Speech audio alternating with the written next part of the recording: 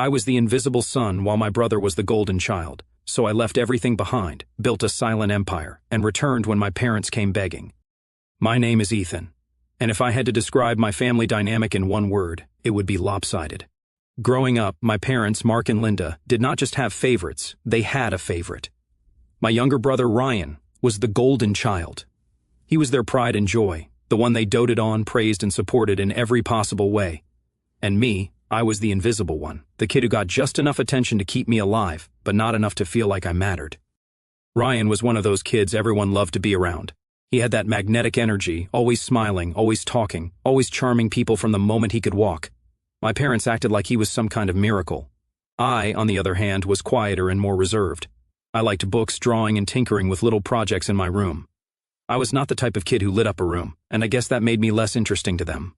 The favoritism started small when we were little. Ryan got more toys than I did.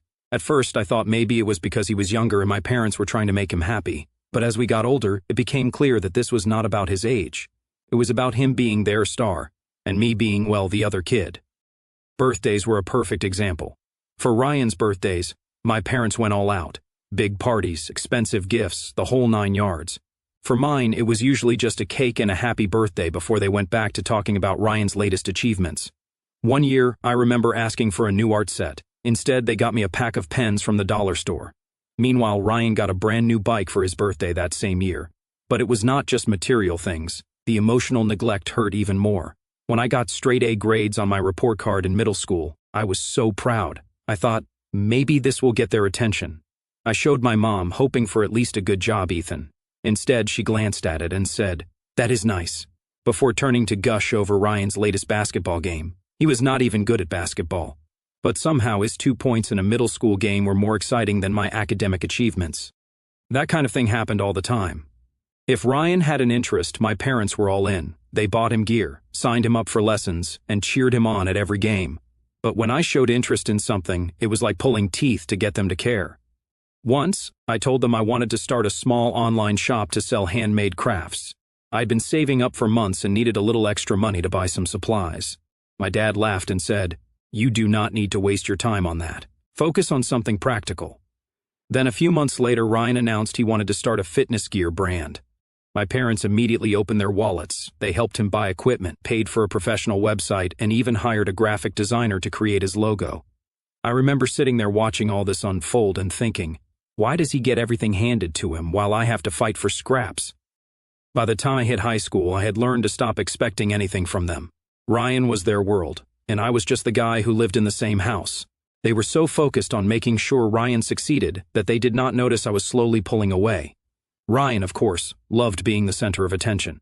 He had this smug attitude, like he knew he was the favorite and enjoyed rubbing it in my face. If I got a new pair of shoes, he would laugh and say, "Finally upgrading from those hand-me-downs." If I tried to join a conversation at the dinner table, he would interrupt and steer the topic back to himself. It was not just annoying, it was humiliating. I felt like I did not belong in my own family. My parents encouraged Ryan's behavior by never calling him out. If I complained, they would say I was being too sensitive or that Ryan was just joking. One incident stands out in my memory. It was during my senior year of high school, and I had entered a regional competition for small business ideas. I spent weeks preparing my pitch, designing prototypes, and perfecting my presentation. When I won first place, I came home bursting with excitement. I told my parents, thinking maybe, just maybe, they would finally be proud of me. My dad's response, "That is nice, but have you seen Ryan's new logo? So professional looking." My mom did not even look up from her phone. I went to my room that night and cried, not because I wanted their approval anymore, but because I realized I would never get it. That was the moment I decided I needed to get out. I could not keep living in a house where I was constantly overlooked and undervalued. I started making plans to leave as soon as I graduated. But of course, leaving was not going to be easy. My parents had sunk so much money into Ryan's business that there was not much left for me. When I told them I wanted to move out and focus on my own small business, they shut me down immediately. My dad said, "We cannot spread ourselves too thin. Ryan's business is the future of this family." It was like a slap in the face. They did not even consider my dreams or ambitions because they were too busy propping up Ryan. That is when I realized I could not rely on them. If I wanted a better life, I would have to build it myself without their help. So, that is exactly what I did. After the disaster of my high school years, and my parents' blatant favoritism, I knew I could not stick around much longer. What little faith I had left in them vanished when they poured thousands into Ryan's half-baked business idea while outright dismissing mine. That was the final straw. I decided I would not wait for anyone to hand me an opportunity. I would make one for myself. But here is the thing. When you have been ignored and underestimated your whole life, you learn to keep your plans quiet. I was not about to announce to my parents that I was working on my own business, not when they were so dismissive of me. So, I went underground. My first step was saving every penny I could. I worked part-time jobs after school, tutoring, babysitting, even some freelance work online. I would lie to my parents and say I was volunteering at the library or study in a friend's house. They did not ask many questions, probably because they were too busy hovering over Ryan's every move. With the money I saved, I started teaching myself the basics of running a business. I would stay up late watching tutorials on marketing, web design, and product sourcing. It was not glamorous. I worked out of my tiny bedroom, often hiding my laptop screen when someone walked in. It felt sneaky, but honestly, it was exhilarating. For the first time, I was working towards something that was mine. My idea was simple. I wanted to create custom-designed products, things like mugs, tote bags, and stationery that appealed to niche audiences. It was not groundbreaking, but I believed in it. I researched trends, designed mock-ups, and even found a small supplier willing to work with me on a budget. The first time I made a sale, I thought I was going to cry. It was not a lot of money, just $15 for a custom mug, but it felt like I had won the lottery. Someone out there valued something I created. Meanwhile, Ryan's business was flopping spectacularly. He would come home from meetings with his team, a couple of his friends who spent more time drinking than working, and complain about how hard it was to get clients. My parents, instead of holding him accountable, just threw more money at the problem. They paid for new equipment, a marketing consultant, and even rented a small office space for him. I overheard my dad once say, "Do not worry, Ryan. These things take time. You are building something big here." It took everything in me not to laugh. Ryan barely lifted a finger, yet my parents treated him like he was the next Steve Jobs. While Ryan was squandering their resources, I was quietly scaling up my little operation. My online shop started gaining traction thanks to some clever social media marketing and word of mouth. I would post on forums and groups where my target audience hung out, subtly plugging my products without coming across as pushy. Slowly but surely, orders started coming in. By the time I graduated high school, I was making enough to support myself. I did not tell my parents, of course. They assumed I was still just figuring things out. When I told them I wanted to move out, they barely blinked. My dad said something like, "Good for you. Maybe you can help Ryan with his business now that you will have more time."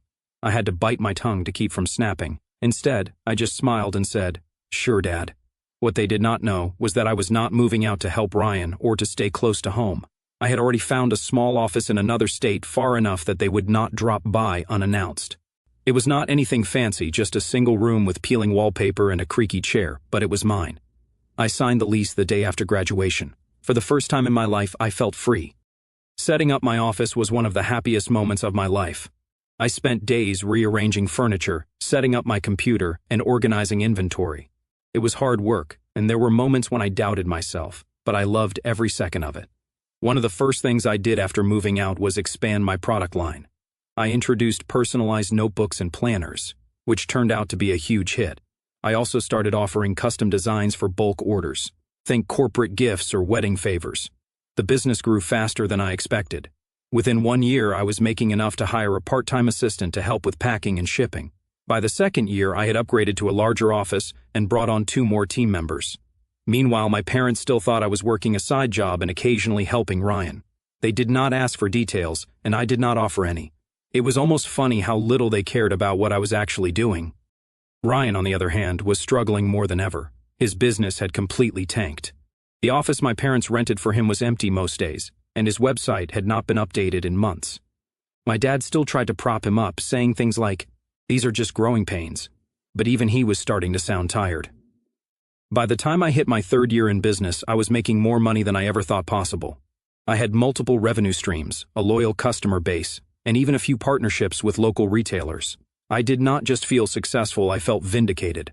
All those years of being overlooked and underestimated had led to this moment. My parents had put all their faith in Ryan, and he had let them down. Meanwhile, I had built something from nothing all on my own. But the funny thing was, they still did not notice. I would come home for the occasional holiday dinner, and my dad would always ask, "So Ethan, When are you going to get serious about your career? I wanted to laugh in his face. Instead, I would just say, I am working on it, Dad, and leave it at that. Little did they know, I was not just working on it, I was thriving. I was sitting in my office one morning, scrolling through emails and planning out my next product launch when my phone buzzed. I do not usually answer calls from unknown numbers, but something about this one made me pick up. Hey Ethan, it is Dad. I froze for a moment. My dad does not call me often. Hell, he barely calls me at all unless there is some sort of favor he needs. I leaned back in my chair and said, Hey Dad, what is up? There was an awkward pause before he started talking. Your brother?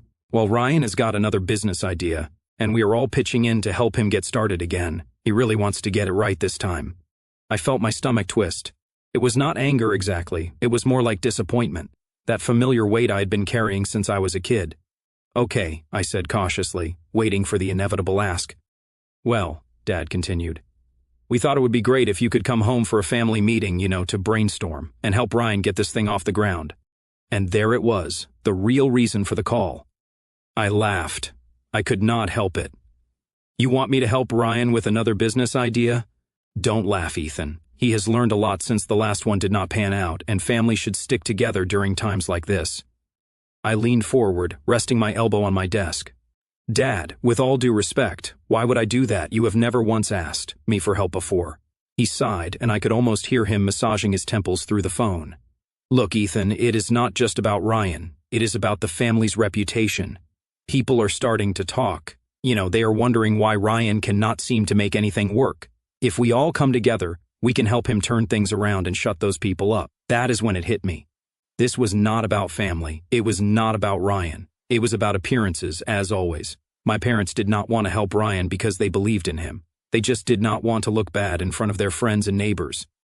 I am sorry, Dad, I said, trying to keep my voice steady. I have got my own business to run. I do not have time to play cheerleader for Ryan. That is when the guilt trip started. My dad launched into a monologue about how much they had sacrificed for us, how hard it was to raise 2 boys, and how I should be grateful for everything they had done. I stayed silent, letting him ramble. When he finally ran out of steam, I said, I am not coming home, Dad. I have got too much on my plate. The line went quiet for a moment, and then he said, If you do not come, we will stop supporting you financially. I almost laughed again. Dad, I have not needed your money in years. Stop pretending like you have been supporting me. There was a long pause. What is that supposed to mean? It was petty, but I could not resist. It means I have been running my own business for the past few years. I am doing fine without your help. I could hear the disbelief in his voice. You are joking. I am not.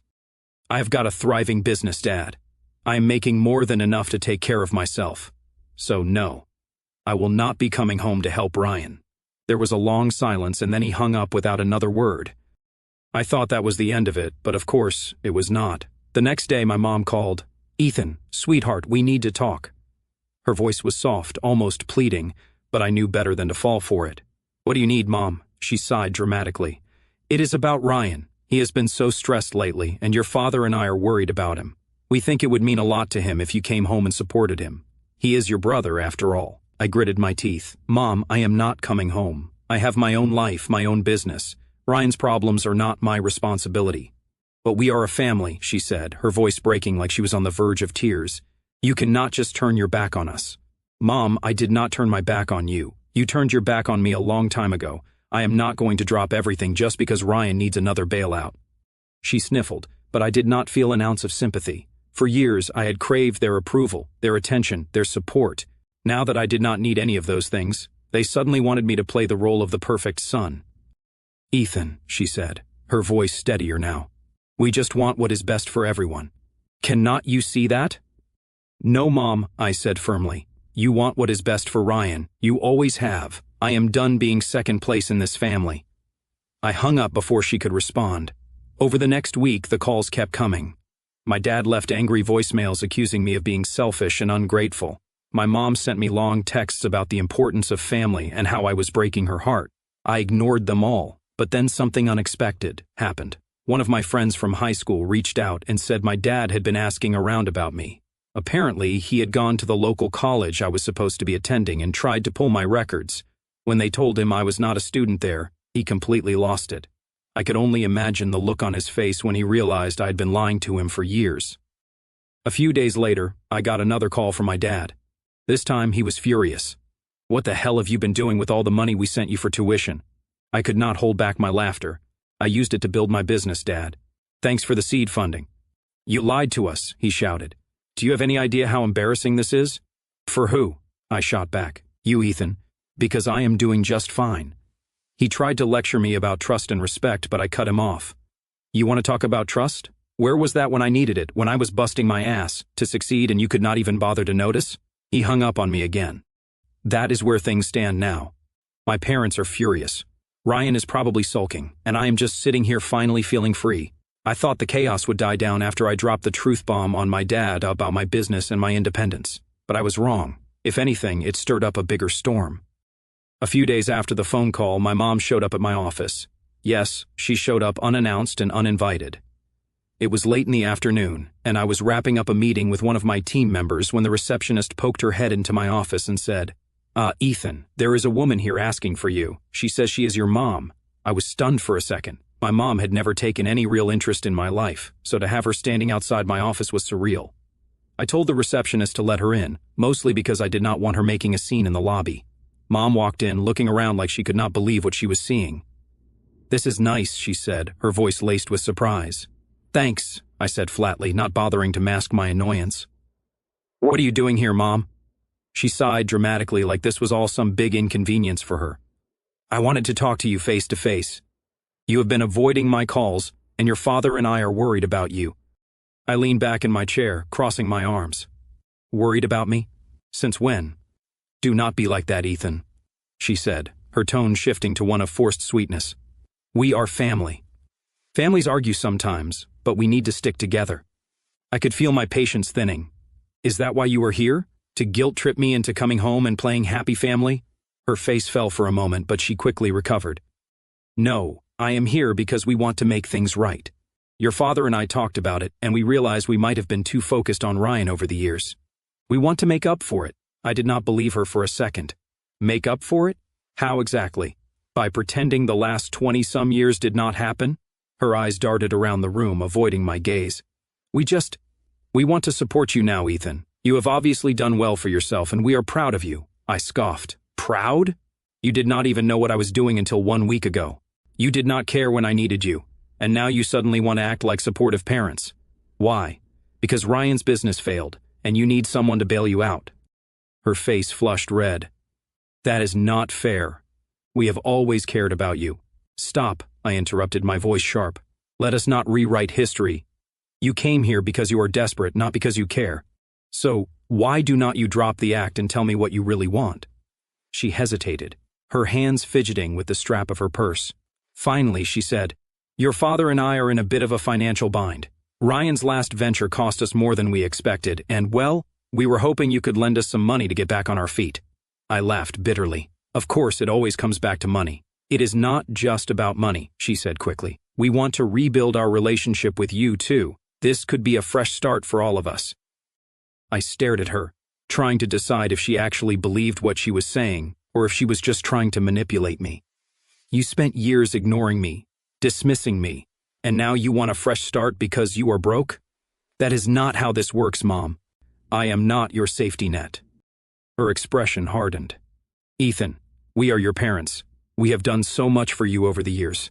"No, you did so much for Ryan," I snapped. "Don't sit here and pretend you were some kind of supportive parents when you could not even bother to ask how I was doing most of the time. I do not owe you anything." She stood up abruptly, her chair scraping against the floor. "You are being selfish. We are still your family whether you like it or not. And you were my family, but you treated me like I did not exist," I shot back. "Now, if you do not mind, I have work to do." She left without another word, slamming the door behind her. I thought that was the end of it, but of course, my parents were not done. A few days later, I got another surprise visitor, Ryan. He showed up at my office looking like a mess, unshaven, disheveled, and desperate. I almost did not recognize him. "Ethan," he said as he walked in. "Can we talk?" I sighed, leaning against my desk. "What do you want, Ryan?" He sat down heavily, running a hand through his hair. "Look, man, I know things have not been great between us, but I really need your help right now." I raised an eyebrow. "You need my help? That is a first." He flinched but pressed on. I screwed up, okay? I thought I could handle everything, but I could not. And now Mom and Dad are blaming me for all their problems. They are saying it is my fault the business failed, my fault they are broke. Isn't it? I asked bluntly. He looked at me, hurt flashing in his eyes. I did not mean for things to turn out this way. I thought I could make them proud, you know. But now they are turning on me, and I do not know what to do. I folded my arms, staring at him. So, you came to me because what? You think I can fix everything? I do not know, he admitted, his voice breaking. I need someone to have my back, please, Ethan. I shook my head. You have got some nerve coming to me after everything. You bullied me, Ryan. You treated me like crap while Mom and Dad cheered you on, and now you want me to save you? I am sorry, he said quietly. I was an idiot back then. I did not realize how much I was hurting you. Too little, too late, I said firmly. I have moved on, Ryan. I built a life for myself without any of you. I am not going to let you drag me back into the mess you created. He sat there for a moment, his shoulders slumped before standing up. I guess I deserve that, he said. But for what it is worth, I really am sorry. I did not say anything as he walked out the door. Since then, I have not heard from any of them. My phone has been blissfully silent, and I have been focusing on my business and my life. For the first time in years, I feel like I am in control. I thought I had seen it all after my parents and Ryan tried to guilt-trip me into helping them. I thought I could finally put all their drama behind me and move forward with my life. But life, as it turns out, has a funny way of throwing one last curveball when you least expect it. About 1 month after Ryan's desperate visit, I got a letter in the mail. Not an email, not a text, an actual letter. I cannot remember the last time anyone had written to me, so I was intrigued enough to open it. The handwriting was familiar, my mom's. The letter was long, rambling, and honestly hard to read in some places because of the smudges where tears had clearly hit the page. She started with the usual. How she and my dad missed me, how they regretted everything that had happened, and how much they loved me. But then it took a turn. Apparently, things at home had gotten even worse. The house they had lived in for decades was gone. My parents had over-leveraged everything they had to fund Ryan's businesses. And when the last one failed, they could not keep up with the mortgage payments. They had been evicted a few weeks ago, and were now living in a tiny apartment on the outskirts of town. Ryan, the golden child, had cut and run. He had taken what little money he had left and moved in with a friend 2 states over. He was not answering their calls, and my parents were furious. My mom wrote that she could not believe Ryan would abandon them after everything they had done for him. It was ironic, really. They had spent their entire lives bending over backward for Ryan, showering him with love, support, and resources, only for him to leave them high and dry when things got tough. Meanwhile, the son they had ignored, the one they dismissed as too sensitive or not ambitious enough, was the only one still standing. The letter ended with a plea. My mom begged me to come back, to forgive them and to help them rebuild their lives. She said they did not have anyone else to turn to, that they had learned their lesson and wanted to make things right. I put the letter down and sat in silence for a long time. Part of me wanted to believe her. Part of me wanted to be the bigger person, to go back and try to fix what was left of our family. After all, they were still my parents. And despite everything they had done or had not done, I could not completely shut off the part of me that craved their love and acceptance. But then I thought about all the years I spent waiting for them to care about me, all the birthdays and holidays where I was an afterthought, all the times they made it clear that Ryan was their priority, and I was just the background character in their perfect little family narrative. I could not go back. A few weeks after I got the letter, I heard from my aunt, the only extended family member I still kept in touch with. She called me out of the blue, her voice low and hesitant. Ethan, I do not know if you have heard, but your parents are in real trouble. I figured, I said, not bothering to hide my lack of sympathy. They lost the house, she continued. But it is worse than that. Mark, your dad, he had a big argument with one of his old clients, and it has blown up into a lawsuit. They are being sued for damages, and if they lose, they will have nothing left. I rubbed my temples. What do you want me to do about it? She hesitated. I am not saying you owe them anything, Ethan. God knows they have treated you terribly, but they are your parents. I just thought you should know. I thanked her for letting me know and hung up that night. I could not stop thinking about everything. My parents had made so many bad decisions, so many mistakes, but at the end of the day, they were still human. Flawed, selfish, and short-sighted, sure, but human nonetheless. I was not going to swoop in and save them. I was not going to pour my hard-earned money into their endless pit of bad choices. But I decided I could give them one thing: closure. I called my mom the next day. She picked up on the first ring. her voice shaky and emotional. "Ethan, is that you?" "It is me," I said. "Oh, thank God," she whispered. "I have been praying you would call. How are you? Are you okay?" "I am fine," I said, keeping my tone neutral. "I just wanted to talk." She started crying, real guttural sobs that made me feel uncomfortable. After a few moments, she composed herself enough to speak. "Ethan, I am so sorry for everything, for how we treated you. You did not deserve that. None of it. I know I did not," I said, "and I appreciate the apology, but it does not change what happened." She sniffled. "I know. I do not know how to fix this." "You cannot fix it," I said bluntly. "It is too late for that. But you can learn from it. Maybe someday we can have a relationship. But it is going to take time, and it is going to take real effort from you and Dad. We are willing to do whatever it takes," she said quickly. "We will prove it to you, Ethan. I promise." I did not respond right away. I knew better than to put too much stock in her promises. "Take care of yourselves," I said finally. "That is all I can say right now." We hung up, and I felt an odd sense of peace. For the first time in my life, I felt like I was in control of my relationship with my family. Hey Reddit, it is me again. I know I said I was done with my parents and their drama, but life has a way of complicating things. I've been sitting with everything for the past few months, and I realized something. No matter how much they have hurt me, they are still my parents. That does not mean I am forgiving everything overnight or pretending it did not happen. It just means that I could not shake the thought of them struggling, homeless, and hopeless. As much as I wanted to stay detached, the idea of walking away entirely started to feel wrong. So, after a lot of internal debate, I decided to step in. Not to fix their lives, but to give them a fighting chance to fix it themselves. I made one thing clear to myself. This was not about being the hero or proving a point. This was about setting boundaries and doing what I felt was right. A few days ago, I drove to the tiny apartment my parents had moved into after losing the house. I had not told them I was coming, and I was not sure what to expect. When I knocked on the door, my mom answered. She looked older than I remembered, more worn down. Her eyes widened when she saw me. "Ethan," she whispered. "You came?" "Yeah," I said, stepping inside. The apartment was small, cluttered, and depressing. My dad was sitting on the couch, flipping through a stack of papers. He looked up when he heard my voice. "Ethan," he said gruffly, standing up. "What are you doing here?" I looked between the two of them and took a deep breath. "I am here because I have been thinking about everything, and I have decided I want to help. Not because I owe you anything, but because I want to." My dad's face twisted in confusion while my mom's eyes filled with tears. "Ethan, you do not have to do this," she said. "We do not deserve it." "You are right," I said bluntly. "You do not. But that is not the point. I am not here to rehash the past. I am here to give you a chance to get back on your feet. That is it. No strings attached, no guilt trips, just a chance."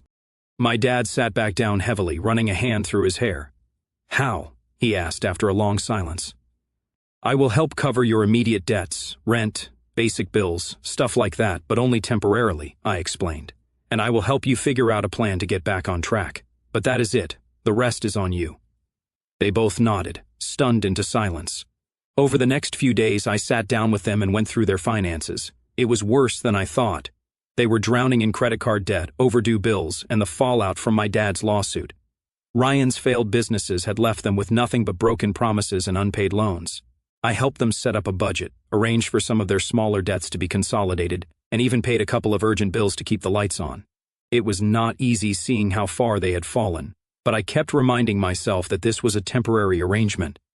There were a few tense moments, of course.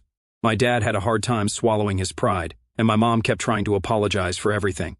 I told her that apologies were fine, but what I really needed was for them to take responsibility for their lives moving forward. "This is the last time I'm doing this," I said firmly. "After this, you are on your own." They both nodded, and for once, I believed they understood. The hardest part was facing my own emotions. Every time I handed them money or sat down to help them figure out a problem, a part of me wondered if I was being stupid, if I was setting myself up to be taken advantage of again. But another part of me felt like I was finally closing the chapter on years of pain and resentment. Helping them was not about fixing the past, it was about proving to myself that I could rise above it. It has been 1 week since I stepped in, and so far things seem to be moving in the right direction. My parents have started looking for part-time jobs, and they are taking the budgeting seriously. I even set up an online bill pay system for them to make things easier. I am not saying everything is perfect now. There is still a lot of history between us, and it is going to take a long time to rebuild trust. But for the first time in a long time, I feel like we are moving forward instead of just spinning in circles. I am cautiously optimistic, but I am also keeping my boundaries firmly in place. If they slip back into old habits, I will walk away again, no hesitation. But for now, I am willing to give them this one last chance.